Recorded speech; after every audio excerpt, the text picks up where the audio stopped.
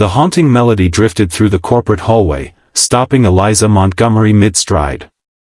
15 years had passed since she'd heard those notes, the song written just for her by the boy she'd promised to love forever. Now, as CEO of Montgomery Enterprises, she stood paralyzed outside the maintenance office, wondering how her past had suddenly crashed into her present. If you're touched by this story of lost love and second chances, please hit that like button and subscribe to our channel for more heartfelt stories that remind us it's never too late to rewrite your ending. Jack Sullivan adjusted the guitar on his lap, unaware of the woman frozen in the hallway. His calloused fingers moved across the strings with practiced ease, playing the melody he'd composed as a teenager for the girl who'd taken his heart with her when she left their small town. The maintenance job at Montgomery Enterprises wasn't glamorous, but it paid the bills and gave 8-year-old Emma a stable life after her mother abandoned them 3 years ago. He hummed softly, lost in memory, the empty break room his only audience, or so he thought. Outside, Eliza's hand trembled as she reached for the door handle. The quarterly reports clutched in her other hand suddenly seemed meaningless. The melody pulled her back to summer nights under stars, whispered promises, and the boy with kind eyes who'd written her a song before she left for college, promising to follow once he saved enough money. She'd waited. For 2 years, she'd waited. Then her father's illness, the family business teetering on collapse, and the weight of expectations had buried the girl who believed in forever. Now, 15 years later, that girl stirred within her, awakened by a melody she'd never forgotten. Jack's playing stopped abruptly when the door opened. He looked up, an apology ready. Playing during his break wasn't technically against company policy, but he tried to be discreet. The words died in his throat when he saw her. Eliza? She stood in the doorway, the perfect picture of corporate success in her tailored suit, her dark hair swept into an elegant updo, so different from the carefree girl with wild curls he'd once known. But her eyes, those hadn't changed. Jack. His name escaped her lips as barely a whisper. That song. He set the guitar aside, standing awkwardly. Sorry, I didn't realize anyone was listening. You work here? She stepped into the room, the door closing behind her. Maintenance supervisor. For about 6 months now. He ran a hand through his hair, a gesture so familiar it made her heart ache. I didn't know this was your company until after I was hired. Montgomery Enterprises. I should have made the connection. The silence between them stretched, 15 years of unspoken words filling the space. You never came, she finally said. Pain flashed across his face. I tried, Eliza. When my mom got sick. Your mother. Confusion clouded her features. But your letters stopped. You just disappeared. Jack's brow furrowed. I wrote to you every week. 4 months. You never answered. Understanding dawned slowly, painfully. My father, she whispered. He must have. She couldn't finish the sentence, the betrayal too fresh despite the years. The intercom crackled to life, breaking the moment. Ms. Montgomery, your 2 o'clock appointment has arrived. Eliza straightened, the CEO mask sliding back into place.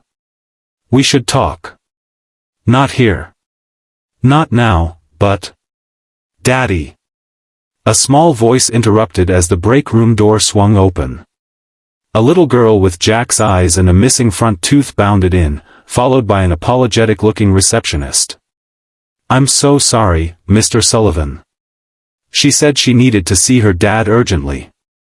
Jack knelt down. What's wrong, Em? The girl thrust a paper toward him. I got a gold star on my story. Ms. Peterson said it was the best in class, and I wanted to show you right away.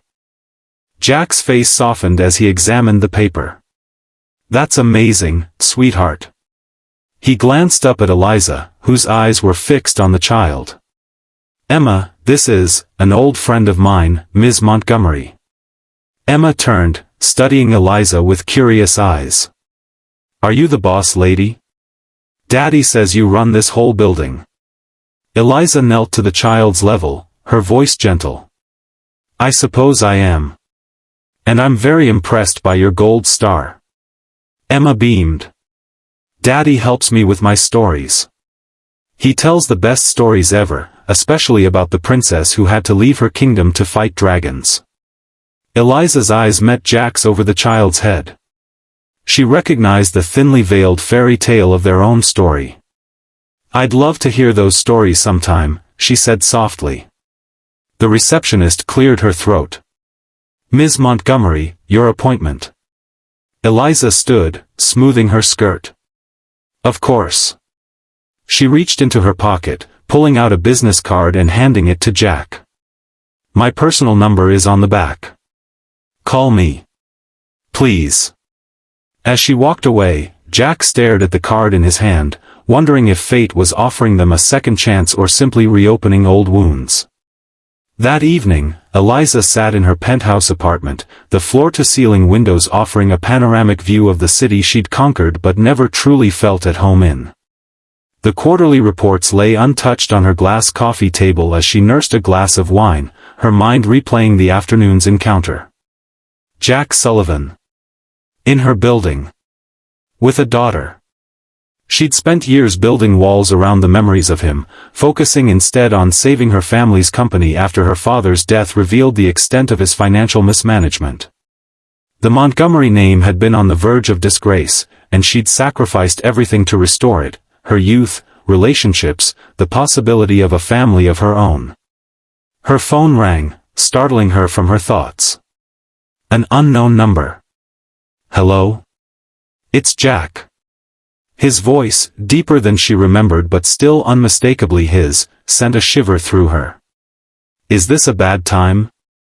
No, she said quickly. No, it's fine. I'm glad you called. Emma's asleep. I thought, maybe we could talk. Eliza took a deep breath. There's a cafe on the corner of Maple and Fifth. It's quiet, discreet. Could you meet me there tomorrow? Say, 9 in the morning? I have to drop Emma at school, but I could be there by 9:30. 9:30 works. She hesitated. Jack, I'm sorry about today.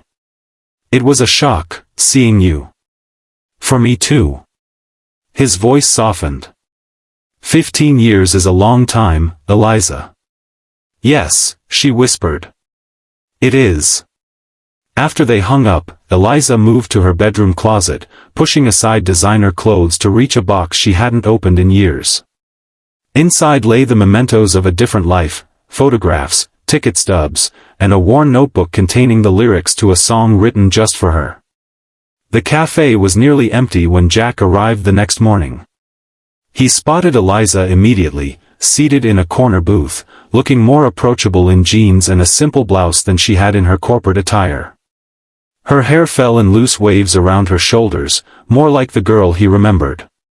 Sorry I'm late, he said, sliding into the seat across from her. Emma couldn't find her science project.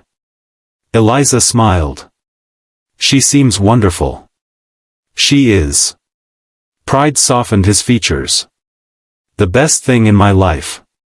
A waitress approached, taking their orders, black coffee for him, tea for her, just as they'd preferred years ago. When they were alone again, Eliza spoke first. What happened, Jack? After I left for college? He sighed, running a hand through his hair. My mom's MS got worse. Much worse. The medical bills. He shook his head. I had to drop out of community college, take on extra shifts at the garage. I wrote to you every week, telling you I still planned to join you, just later than we'd hoped. I never got those letters, she said quietly. Not one. Jack's jaw tightened. Your father. He never approved of us. Of you. She stared into her tea. He said you'd moved on, found someone else. That you'd realized a small-town mechanic and a Montgomery weren't meant to be. And you believed him?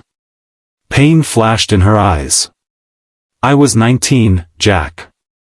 Alone in a new city, struggling with classes, worried about Dad's health. When months passed without a word from you.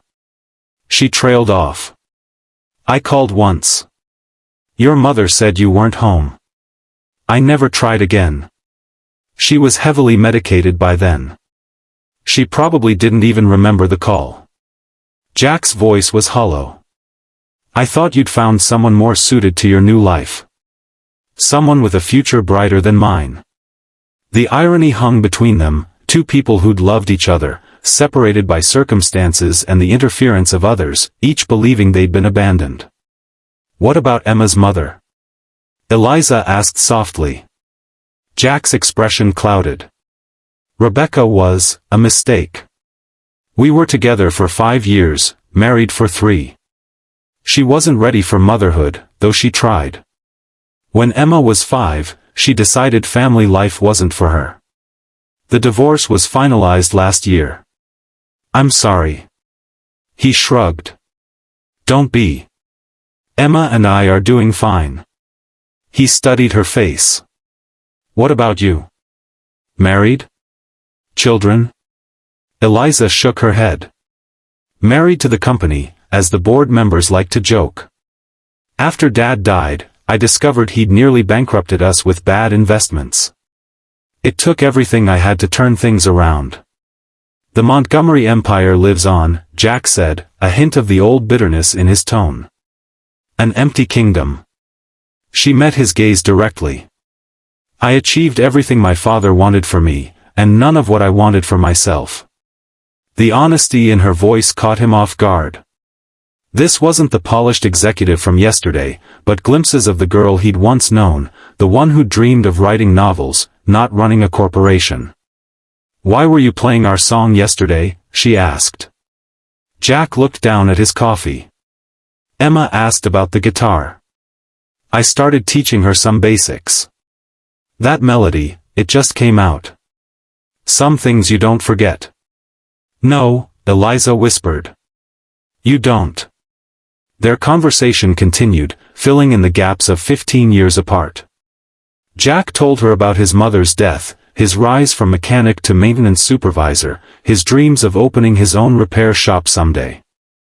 Eliza shared the weight of her responsibilities, the loneliness of success, the novels she still wrote in secret, never showing anyone. As they prepared to leave, Jack hesitated. Emma's school has a talent show next Friday. She's reading one of her stories. She'd like it if you came. The invitation hung between them, not quite a date, but more than a casual suggestion. I'd like that, Eliza said, surprising herself with how much she meant it. The elementary school auditorium buzzed with excitement as parents and siblings found seats, cameras ready. Eliza felt conspicuously out of place in her casual clothes, used to being the most powerful person in any room she entered.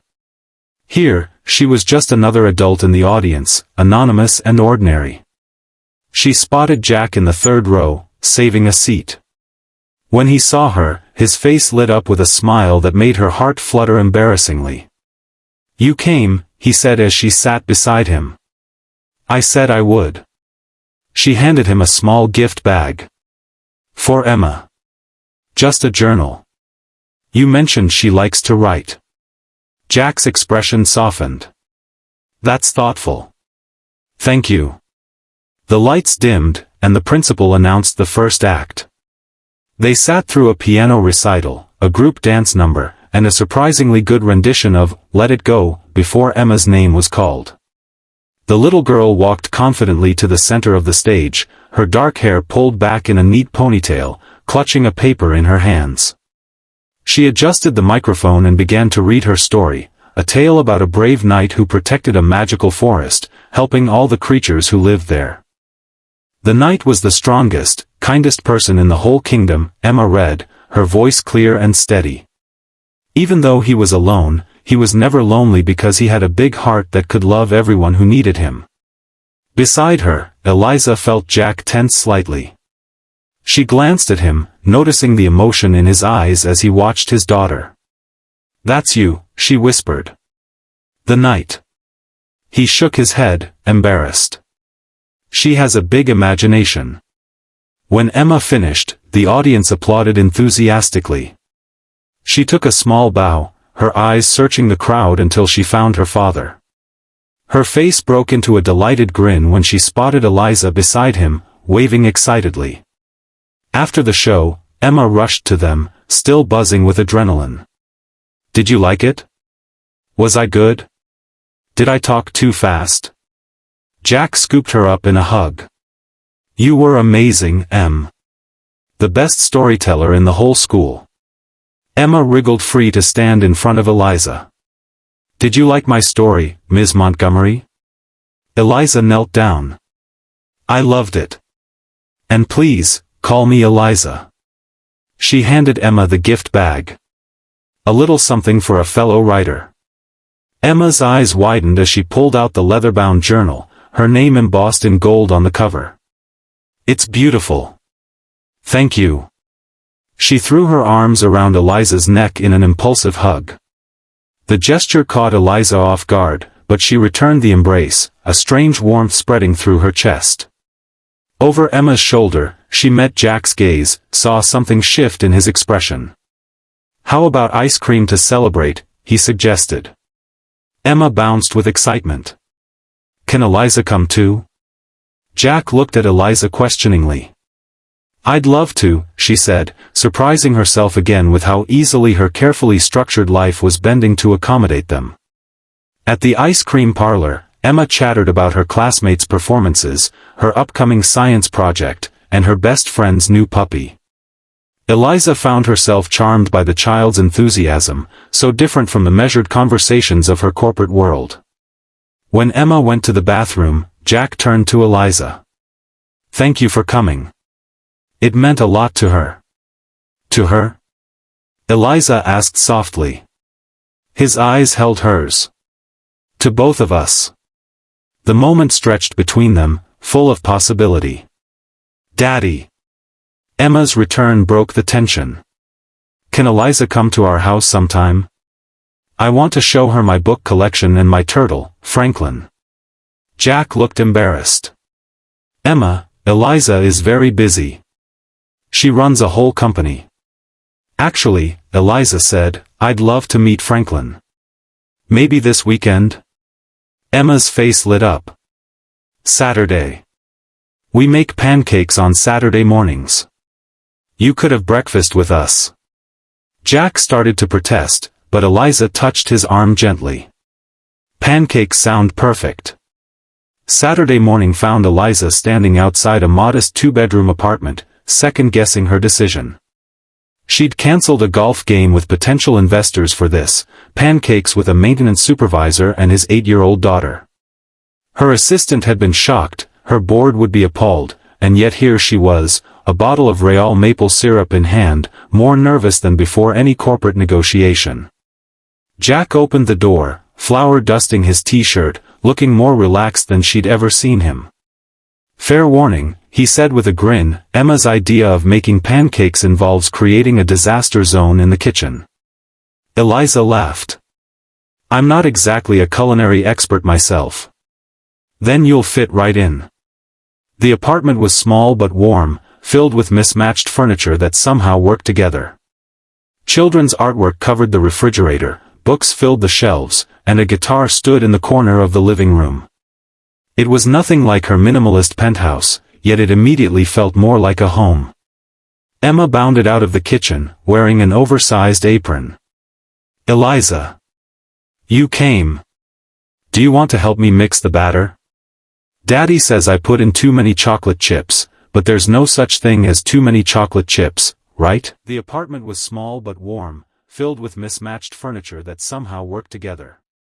Children's artwork covered the refrigerator, books filled the shelves, and a guitar stood in the corner of the living room. It was nothing like her minimalist penthouse, yet it immediately felt more like a home.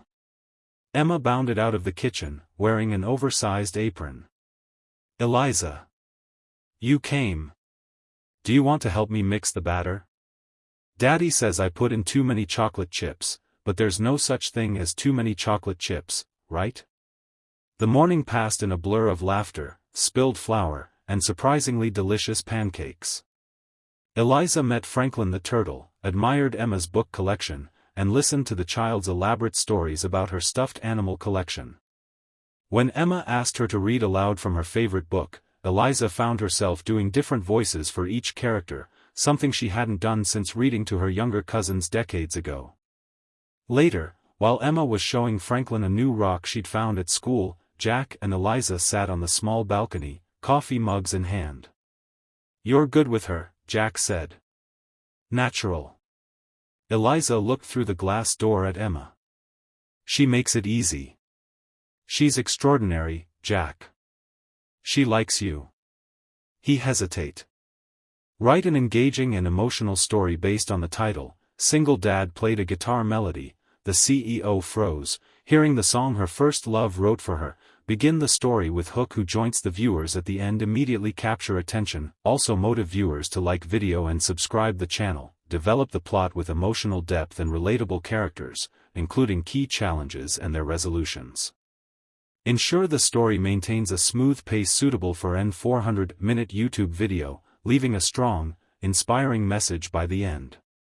Plain paragraphs but long story as you can based on 15,000-word estimate. "She likes you." He hesitated, then added softly, "So do I."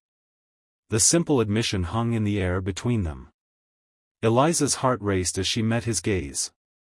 "This is complicated," she said quietly. "My life, your life, they're so different now." "Are they?" Jack set his mug down. "Or are we just the same people who took different paths?" Before she could answer, Emma called from inside, asking Jack to help her with Franklin's tank.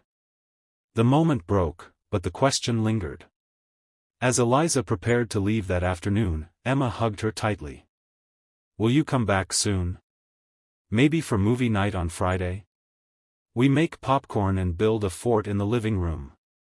Eliza looked to Jack, who shrugged with a smile. "The fort is non-negotiable, I'm afraid." "I wouldn't miss it," she promised. Back in her penthouse, Eliza stood at the window, the city spread before her. For years, this view had represented everything she'd achieved, the empire she'd saved, the respect she'd earned. Now, for the first time, it felt hollow compared to a small apartment filled with laughter and pancakes. Her phone rang, her assistant, reminding her about tomorrow's board meeting. The real world, intruding on her thoughts. She answered professionally, made notes about the agenda, promised to review the quarterly projections before morning. When she hung up, her gaze fell on the worn notebook she'd retrieved from storage, the one containing the lyrics Jack had written for her all those years ago. She opened it, fingers tracing the faded ink. Asterisk, "When stars align again, I'll find you. No matter where your dreams may lead. Time can't erase what's written in our hearts. This melody will guide me back to you." Asterisk. She hadn't realized she was crying until a tear splashed onto the page. The week passed in a blur of meetings and conference calls, but Eliza found her thoughts constantly drifting to Jack and Emma. She texted Jack several times, casual messages that grew longer and more personal as the days progressed. By Thursday, they were talking on the phone each night after Emma went to bed, conversations that stretched into the early morning hours. Friday evening, she arrived at their apartment with a bag of specialty popcorn and a children's movie Emma had mentioned wanting to see. The door opened to reveal Emma in pajamas, bouncing with excitement. "We already started the fort. Come see." The living room had been transformed, chairs arranged in a circle with sheets draped over them, pillows and blankets creating a cozy nest inside. Jack emerged from the kitchen with a bowl of popcorn, looking slightly embarrassed.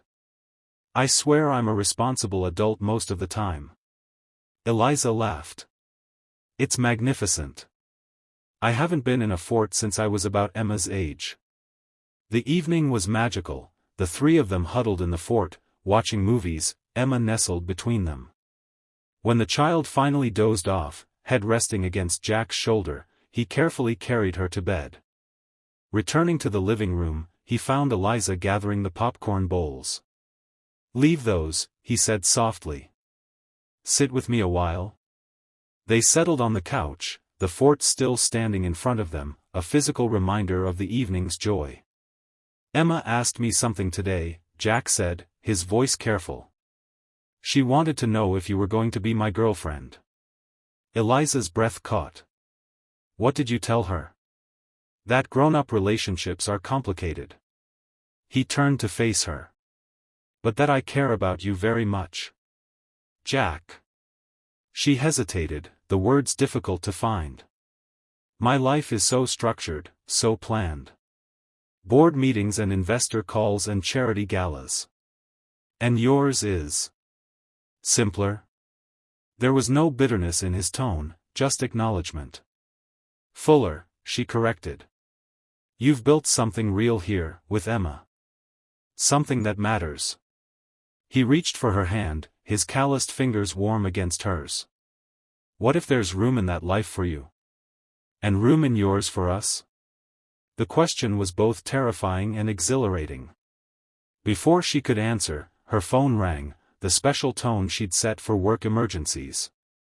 She glanced at it apologetically. Take it, Jack said. I understand. The call was brief but urgent, a problem with their Asian markets, requiring immediate attention. When she hung up, Jack was already gathering her coat. You have to go, he said, not a question. I'm sorry. There's a situation. Eliza. He stopped her with a gentle hand on her arm. You don't have to explain. It's who you are. She looked at him, this man who'd once been her whole world, who somehow still understood her after 15 years apart. Can I call you tomorrow? He nodded, walking her to the door. Before she left, he caught her hand, pulling her close for a brief, tender kiss that felt like both a beginning and a continuation. We'll figure it out, he promised. The crisis took the entire weekend to resolve, requiring video conferences at odd hours and endless emails. By Monday morning, Eliza was exhausted but satisfied, they'd averted a significant loss, and the board was pleased with her handling of the situation. She'd texted Jack throughout, brief messages explaining her absence. His responses were understanding, never demanding more than she could give. It was so different from her few previous relationships, where partners had grown resentful of her dedication to work. As she prepared for her morning meeting, her assistant knocked on the door. Ms. Montgomery, there's a maintenance issue in conference room B, Mr. Sullivan is handling it personally. Eliza's heart skipped. Thank you, Claire. I'll check on the progress. She found Jack replacing a section of ceiling tile, his back to the door. For a moment, she simply watched him work, struck by the competence in his movements. Stalking the maintenance staff, Ms. Montgomery, he asked without turning, somehow sensing her presence. Ensuring quality work, she replied, smiling as he climbed down from the ladder. Emma's been asking when you're coming back, he said, wiping his hands on a cloth. She's quite taken with you. The feeling is mutual. Eliza glanced at her watch. I have a meeting in 10 minutes, but, dinner? Tonight? My place? I could cook. She paused. Actually, I can't cook. But I can order excellent takeout. Jack laughed. Sounds perfect. Emma has a sleepover at her friend's house tonight. The implication hung between them, they would be alone. 7 o'clock, she suggested. I'll be there. Eliza spent the afternoon distracted, her mind wandering from spreadsheets to thoughts of Jack. By 6, she'd left the office, an unprecedented early departure that had her assistant checking if she was feeling ill. At her penthouse, she changed from her business suit into jeans and a soft sweater, ordered Thai food from her favorite restaurant, and opened a bottle of wine to breathe. She was arranging flowers, another unprecedented action, when the doorbell rang. Jack stood in the hallway, holding a small potted plant and looking slightly overwhelmed by the luxury of her building. The doorman made me sign 3 forms and show ID, he said with a wry smile. I think he suspected I was here to rob the place. Eliza laughed, taking the plant. Security is thorough. Come in. She watched his reaction as he entered, saw him taking in the floor-to-ceiling windows, the minimalist furniture, the spectacular view. This is... He trailed off. Impersonal, she suggested. It's more of a showcase than a home, I know. I was going to say impressive, he corrected gently. It suits you, elegant, sophisticated. But not warm, she said, leading him to the living area. Not like your place. He accepted the glass of wine she offered. Different doesn't mean worse, Eliza. The food arrived, and they settled on the couch, talking easily about their days, about Emma, about the books they'd read recently. It felt comfortable, as if they'd been doing this for years rather than reconnecting after a decade and a half apart. After dinner, Jack noticed the guitar in the corner, an expensive model she'd bought years ago but never learned to play. May I? He asked, gesturing toward it. She nodded, watching as he tuned it with practiced ease. When he began to play, she recognized the melody immediately, their song, the one that had brought them back together. I never finished it, he said softly, fingers moving across the strings. The second verse, the bridge, they never came to me. Until now. He began to sing, his voice low and rich, the lyrics speaking of lost time, second chances, and love that had waited patiently through the years. Eliza felt tears welling in her eyes as the song built to a bridge that spoke of two different worlds finding a way to merge into one. When the final notes faded, she moved to sit beside him, taking the guitar and setting it aside. Jack, she whispered, I don't know how to make our worlds fit together. I don't know if I can be what Emma needs, what you deserve.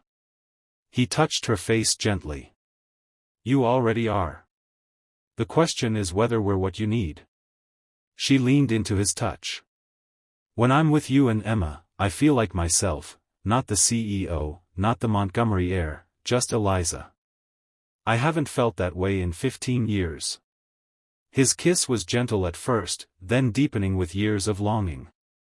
They moved together as if no time had passed, remembering each other's bodies even as they discovered the changes the years had brought. Later, lying in her bed with the city lights twinkling beyond the windows, Jack traced patterns on her bare shoulder. What happens now? He asked. Eliza propped herself up on one elbow, looking down at him. I don't know. My life is complicated. The board, the shareholders, they expect certain things. Like not dating the maintenance supervisor? She winced at his bluntness. It's not that simple. It could be. He sat up, facing her. Eliza, I'm not the same boy you knew. I don't need you to rescue me or elevate me. I'm building my own path. I've been saving to open my own repair shop.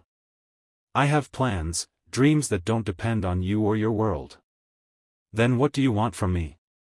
His expression softened. Just you. Not the CEO, not the Montgomery fortune. Just the woman who laughs at Emma's stories and builds forts in the living room. The simplicity of it brought tears to her eyes. And if that's not enough? If our worlds are too different? Then we build a new world, he said, as if it were the most obvious solution. Together.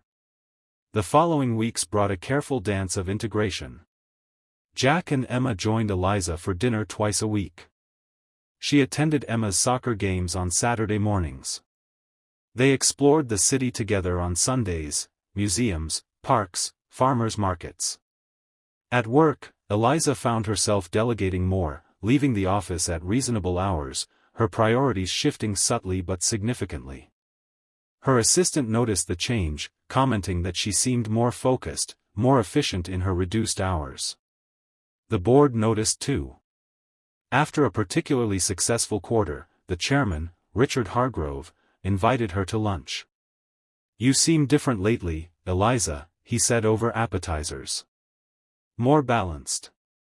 She tensed, preparing for criticism. My work hasn't suffered. On the contrary. You're making better decisions, taking more calculated risks. The company is thriving. He studied her. Rumor has it you're seeing someone. Eliza set down her fork. Is my personal life now board business, Richard? When it affects the company, yes. He held up a hand at her expression.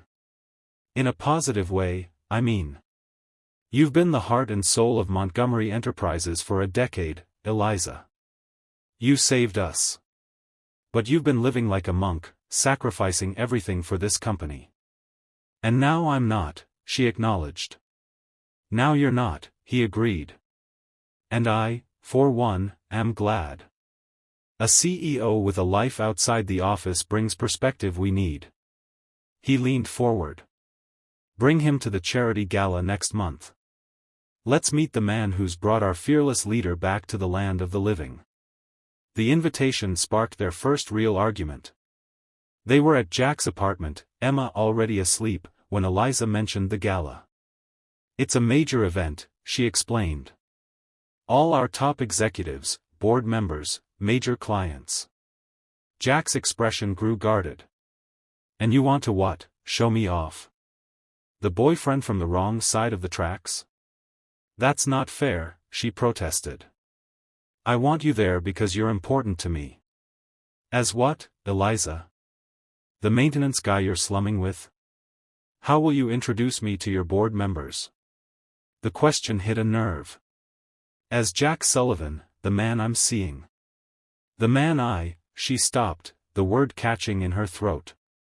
The man you what, he pressed. The man I love, she whispered, the admission both terrifying and freeing. His expression softened immediately. Eliza. I love you, Jack. I never stopped, not really. And I'm not ashamed of you or what you do. I'm proud of the man you are, the father you've become. He pulled her into his arms. I love you too. I'm sorry. It's just, your world intimidates me sometimes. It intimidates me too, she confessed. All those expectations, the constant pressure. When I'm with you and Emma, I can breathe. He kissed her forehead.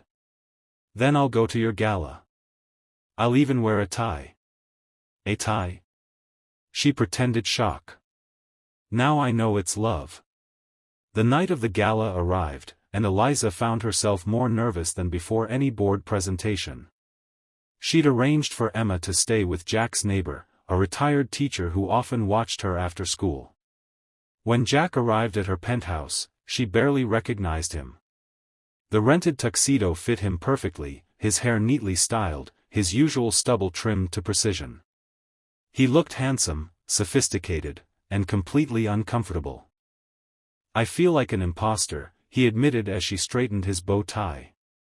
You look incredible, she assured him. Just be yourself.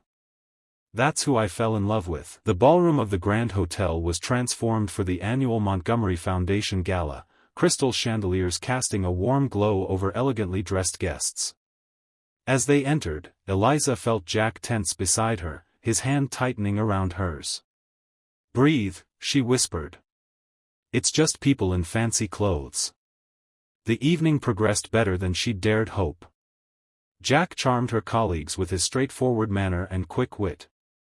When asked about his work, he spoke passionately about his plans to open his own business, impressing several board members with his entrepreneurial spirit. Richard Hargrove cornered them by the champagne fountain. So you're the reason our CEO leaves the office before midnight these days, he said, shaking Jack's hand. Guilty, Jack replied with an easy smile. Though I can't take all the credit. My daughter Emma is the real draw. Richard's eyebrows rose. A daughter? Eliza didn't mention that. Emma's 8, Eliza said, slipping her arm through Jack's. Brilliant, creative, and completely enchanting. I'd like to meet her sometime, Richard said, surprising them both. My granddaughters are about that age. As the evening wound down, Jack led Eliza to the dance floor for the final song. As they swayed together, she rested her head on his shoulder. "That wasn't so bad, was it?" she murmured. "Your world isn't what I expected," he admitted. "These people respect you, Eliza. Not because of your name, but because of what you've accomplished." She looked up at him. "And what did you expect? Snobs who would look down on the maintenance guy." He smiled ruefully. "Instead, 3 of your board members gave me their cards and offered to discuss investment opportunities for my shop." Eliza laughed. "You charmed them. Just like you charmed me." As the song ended, Jack pulled her closer. "Move in with us," he said suddenly. She blinked, caught off guard. "What?" "Move in with Emma and me. Not to my apartment, we can find a new place, something that works for all of us. But I want to wake up with you every morning, Eliza. I want Emma to have you in her life every day." The proposal was unexpected, but her answer wasn't. "Yes," she said simply. "Yes." The transition wasn't seamless. Finding a home that balanced Eliza's desire for space and light with Jack's practical needs and Emma's wish for a backyard took months. Explaining to Emma that Eliza would be living with them permanently required careful conversations about family, love, and the future. The day they moved into the brownstone in a family-friendly neighborhood halfway between Emma's school and Montgomery Enterprises.